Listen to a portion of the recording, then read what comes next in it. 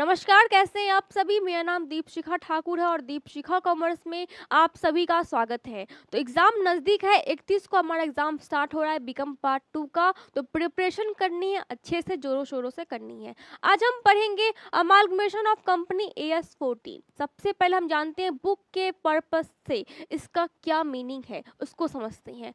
When 2 और मोर companies go into liquidation and a new company is incorporated to take over their business, it known as amalgamation। यानी यहाँ पे क्या दिख रहा है आपको? when two or more company, यानी दो या दो से अधिक कंपनी, यहाँ पे दो या दो से ज़्यादा कंपनी यहाँ पे into होगी क्या में, यहाँ पे लिक्विडेशन होगी यानी उसका समापन होगा, उसका विघटन होगा और एक न्यू कंपनी इनकॉर्पोरेट कर लेगी और एक नई कंपनी क्या कर लेगी, उसको अपना यहाँ पे एकीकरण कर लेगी और एक नई कंपनी का विस्तार होगा। इसको हम बोलेंगे अमालगमेशन। ये है डेफिनेशन बुक के वैल्यू से।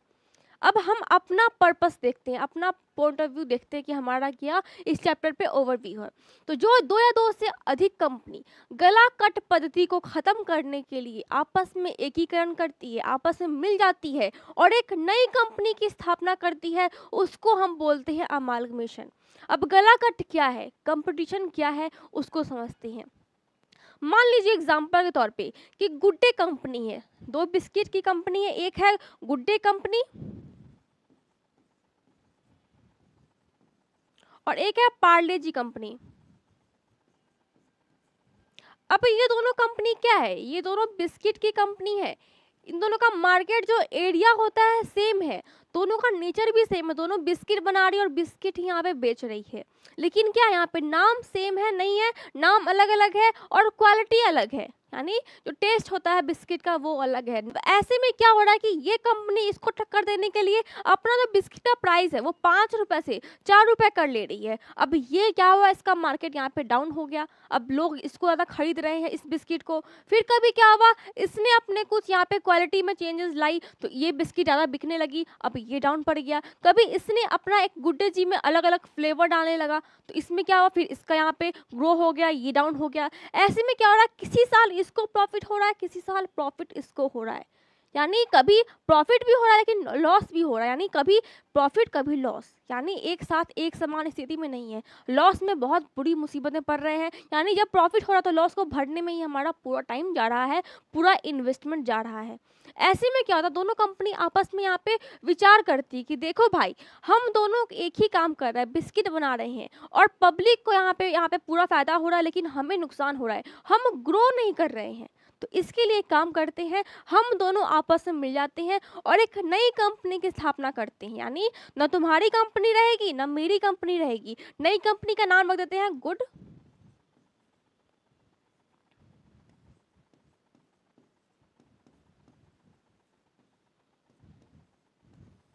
यानी ये क्या होगी हमारा, ये हो गया हमारा एक नई कंपनी, ये हमारी एक नई कंपनी उभर के सामने आई। न ये कंपनी रही न ये कंपनी रही, दोनों का नाम यहाँ पे मिक्स होकर के यहाँ पे क्या हुआ, एक नई कंपनी की स्थापना हो गई। अब ऐसे में क्या होता है कि दोनों कंपनी का जो कार्य क्षेत्र हो गया वो बड़ा हो गया, विस्तार हो गया, बहुत एडवांटेज मिले, कंपटीशन खत्म हो गया। अब दोनों कंपनी बस ग्रो ग्रो करेगी। अब जहाँ 4 रुपए की बिस्किट बिक रही थी अब 10 रुपए की बिस्किट बिकेगी, लेकिन वो बिकेगी क्योंकि कंपटीशन मार्केट में नहीं है, एक ही प्रोडक्ट यहाँ पे बिक रहा है। अब जब ये कंपनी नई कंपनी बन रही है तो उसमें क्या होगा, इस दोनों कंपनी का क्या होगा, यहाँ पे लिक्विडेशन।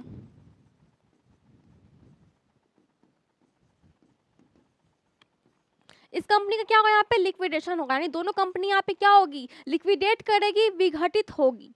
और ये कंपनी क्या हो जाएगी, हमारे ओल्ड कंपनी,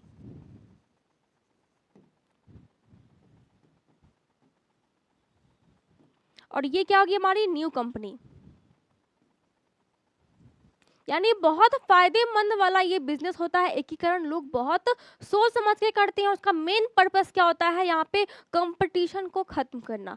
अब आते हैं हम नेक्स्ट पे कि आखिर इसका क्या क्या यहाँ पे एडवांटेज इसको मिलता है। Why company join together, company आखिर क्यों ज्वाइन होती है, उसको क्या क्या बेनिफिट मिलता है। तो यहाँ पे मेन क्या है, टू सिक्योर वेरियस एडवांटेज, यानी बहुत सारे वेरियस एडवांटेज को सिक्योर करने के लिए, यानी यहाँ पे अपना पूरा सिक्योरिटी परफेक्ट करने के लिए ये कंपनी एक साथ मिलती है, एक साथ जुड़ती है, जिसमें कि यहाँ पे क्या दिख रहा है आपको, 4 टॉपिक दिख रहे हैं। यहाँ पे एक्स्ट्रा भी बहुत सारे बेनिफिट मिलते हैं, 4 बेनिफिट है लेकिन बहुत सारे एडवांटेज मिलते हैं, अनगिनत एडवांटेज मिलते हैं कंपनी को जब कंपनी एक साथ मिल जाती है।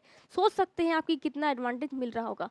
पहला क्या यहाँ पे, economies of large scale production, यानी उसको बहुत सारा लार्ज सेल प्रोडक्शन करने का यहाँ पे एरिया मिल जाता है, उसको यहाँ पे पूरी तरह से पावर मिलती है, क्योंकि एक दो कंपनी मिल रही है, दोनों बड़ी बड़ी कंपनी है, आपस में मिल रही है, तो दोनों मिल करके लार्ज लेवल पे अपने प्रोडक्ट को सेल करेगी, क्योंकि दोनों के पास अपना अपना बड़ा बड़ा एरिया है, प्लस बहुत सारे सामान है, और दोनों सामान मिल करके एक नया सामान मिल रहा है, प्लस बहुत बड़ा एरिया में दोनों विस्तार हो चुका है पहले से, और दोनों मिल करके और बड़ा यहाँ पे क्या हो रहा है, मार्केट को यहाँ पे कवर कर रहा है, अपना सेल को और ग्रैंड लेवल पे बढ़ा रहा है। तो ये होता है यहाँ पे एकीकरण का मेन बेनिफिट और बहुत बड़ा बेनिफिट।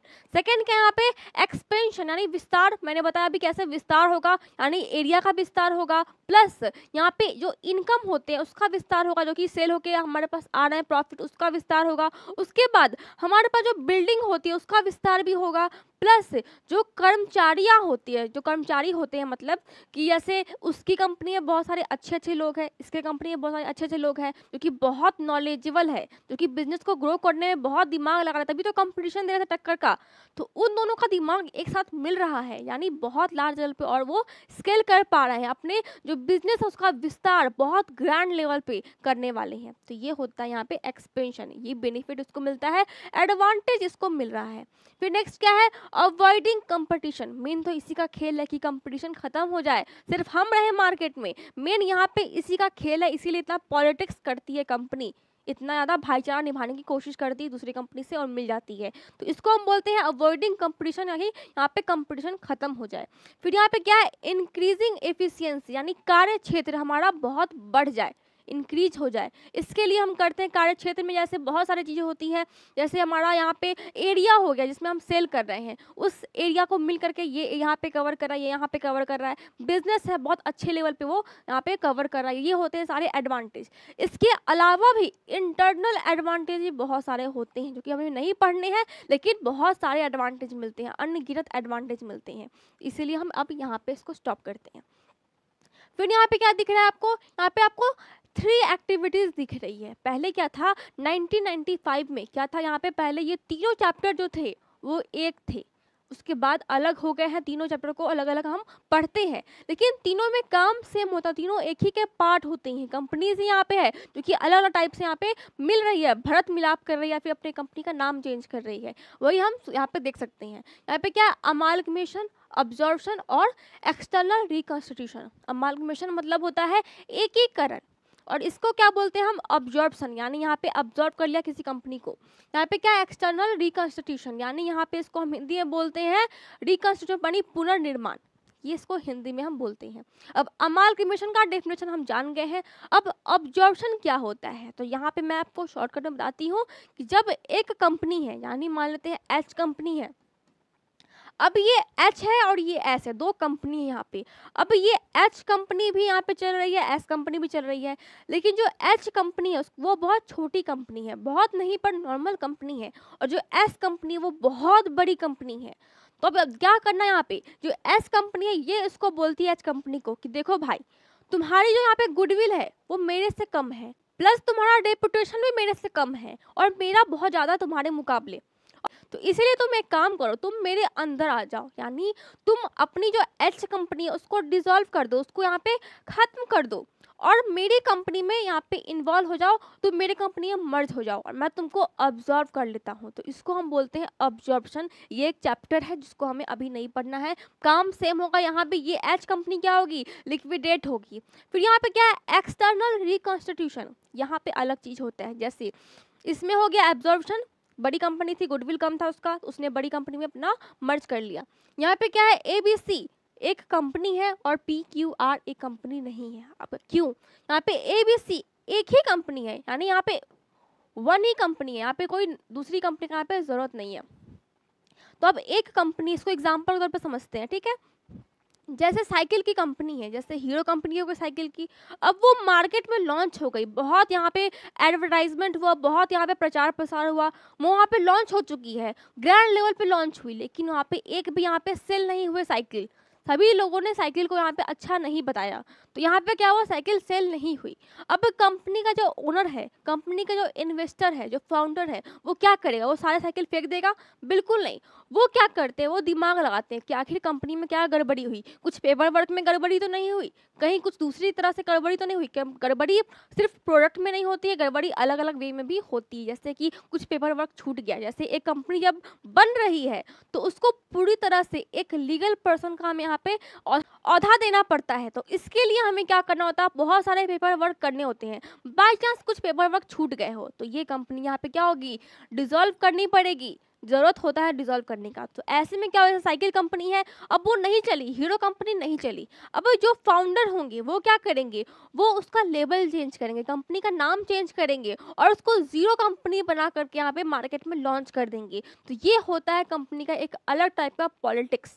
इसको हम पॉलिटिक्स ही बोलेंगे, क्योंकि वो क्या कर रही है, नाम चेंज कर रही है, सामान सब कुछ सेम है, प्रोडक्ट बिल्कुल सेम है। यहाँ पे क्या हुआ, एबीसी कंपनी यहाँ पे खत्म हुई, लिक्विडेट हुई, और पीक्यूआर एक नई कंपनी बनी, पेपर वर्क वाइज ये एक नई कंपनी बन गई, पर यहाँ बिल्डिंग सेम रहेगा, प्रोडक्ट सेम है, लोग सेम है, बस नाम अलग हो गया यहाँ पे और पहचान अलग हो गया। तो यहाँ पे हमें क्या देखना है कि तीनों कंपनी में क्या हो रहा है, यहाँ पे एक कंपनी है, ये ओल्ड कंपनी है हमारी, ये दोनों क्या है, ओल्ड कंपनी, और ये भी ओल्ड कंपनी है, और ये भी ओल्ड कंपनी है। अब ये जो ओल्ड कंपनी है बन क्या रही है, यहाँ पे न्यू कंपनी ये है। तो हमें अमालगमेशन में क्या देखना है कि यहाँ पे ये भी यहाँ पे डिसॉल्व हो रही है, और ये भी डिसॉल्व हो रही है, ये भी डिसॉल्व हो रही है, ये भी डिसॉल्व हो रही है, यानी सब में डिसोल्यूशन हो रहा है, सब में लिक्विडेशन हो रहा है। अब यहाँ पे क्या है, नई कंपनी बनी तो इसका भी अलग बैलेंस शीट, प्रॉफिट लॉस सब कुछ होता है, इसका भी अलग बैलेंस शीट, प्रॉफिट लॉस होगा। जो पुरानी कंपनी होगी उसमें क्या होगा, रियलाइजेशन होगा, वसूली होगी, पार्टनर्स का कैपिटल अकाउंट बनेंगे, फिर बैंक अकाउंट बनेगा, इसमें भी सेम चीज़ होगा, इसमें भी सेम चीज़ होगा। लेकिन यहाँ पे क्या हुआ, यहाँ पे दो कंपनी मिल रही है तो दो बार होगा सेम काम, यहाँ पे एक बार होगा और यहाँ भी एक बार ही होगा। तो ये बस अंतर है। हमें क्या पढ़ना है, अमालगमेशन, तो उसमें हम देखते हैं ओल्ड कंपनी क्या है एबी, और न्यू कंपनी क्या है एसी, एबी साथ में मिल गई। यहाँ पे भी कंपनी को दिखाया गया अच्छे से, तो आप इसको नोट कर सकते हैं, स्क्रीनशॉट ले सकते हैं। अब आते हैं हम नेक्स्ट कि अकाउंटिंग स्टैंडर्ड 14, ये हमने क्या देखा था चैप्टर का नाम में। तो यहाँ पे क्या दिख रहा है आपको, ट्रांसफरर और ट्रांसफरी, प्लस बीच में क्या है, पीसी, यानी परचेस कंसिडरेशन। जब एक कंपनी दूसरे कंपनी में डिसॉल्व हो रही है, या फिर वो मर्ज हो रही है, या फिर वो यहाँ पे नई कंपनी के नाम से यहाँ पे विख्यात हो रही है, प्रसिद्धि पा रही है, तो यहाँ पे क्या हो रहा है, लिक्विडेशन हो रहा है, हो रहा है, ये कंफर्म है। तो यहाँ पे AS 14 से पहले हम क्या करते थे, जो पुरानी कंपनी हुई, ओल्ड कंपनी हुई, जैसे यहाँ पे क्या था, ओल्ड कंपनी, तो इसको हम बोलते थे यहाँ पे सेलर कंपनी। जो ओल्ड कंपनी क्या हुआ, सेलर कंपनी या फिर वेंडर कंपनी। AS 14 से पहले हम बोलते थे, AS 14 के बाद इसको हम क्या बोलने लगे, ट्रांसफरर कंपनी।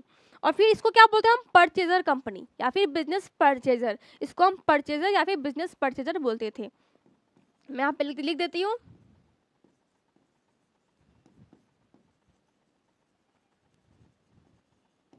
और ये क्या हो गया हमारा, ये हो गया हमारा वेंडर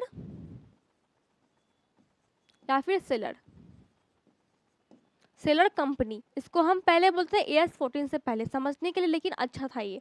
AS 14 के बाद इसका नाम चेंज हो गया। जो कंपनी सेल करेगी, यानी जो कंपनी मर्ज हो रही है, क्या हो रहा है, एकीकरण में, अमालगमेशन में क्या हो रहा है, दो कंपनी आपस में मिल करके क्या हो रही है, खत्म हो रही है, नई कंपनी की स्थापना हो रही है। अब दो कंपनी क्या कहलाएगी यहाँ पे, ट्रांसफरर कंपनी। जैसे A और B कंपनी क्या कहलाएगी यहाँ पे, ट्रांसफरर कंपनी। और ये जो साथ में मिल गई एक A और B, ये कहलाएगी हमारी ट्रांसफरी कंपनी। जैसे गुड्डे कंपनी था और यहाँ पे पार्ले जी कंपनी था, वो क्या हो गया, ट्रांसफर कंपनी, यानी वो अपने जो सेल है, शेयर्स होते हैं, उसको बेच रही है, अपने सारे शेयर्स को बेच रही है। यहाँ पे बेचना क्या है, शेयर्स को, सामान को नहीं बेचना है, हमें शेयर्स को बेचना है।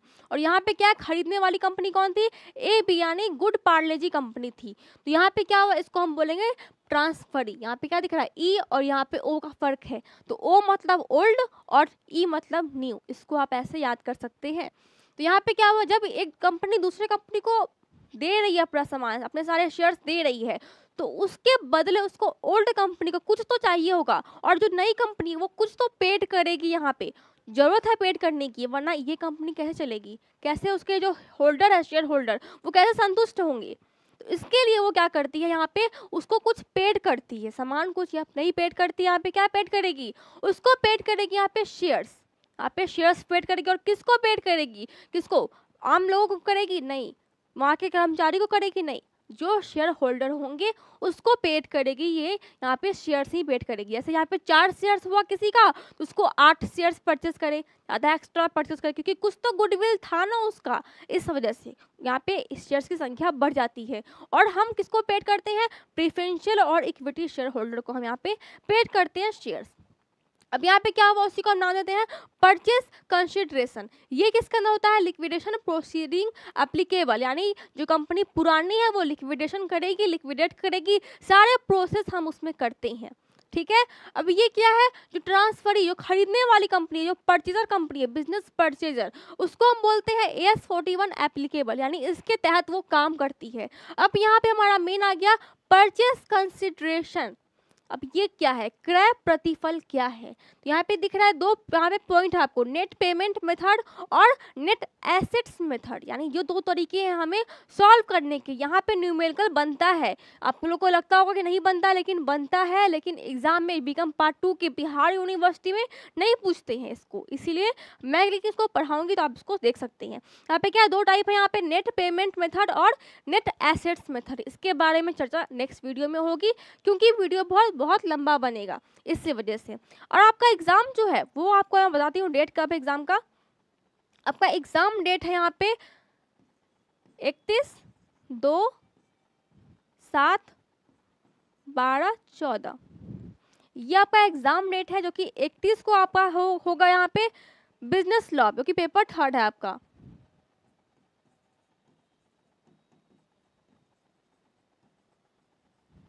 दो को आपका है स्पेशलाइज्ड अकाउंटिंग।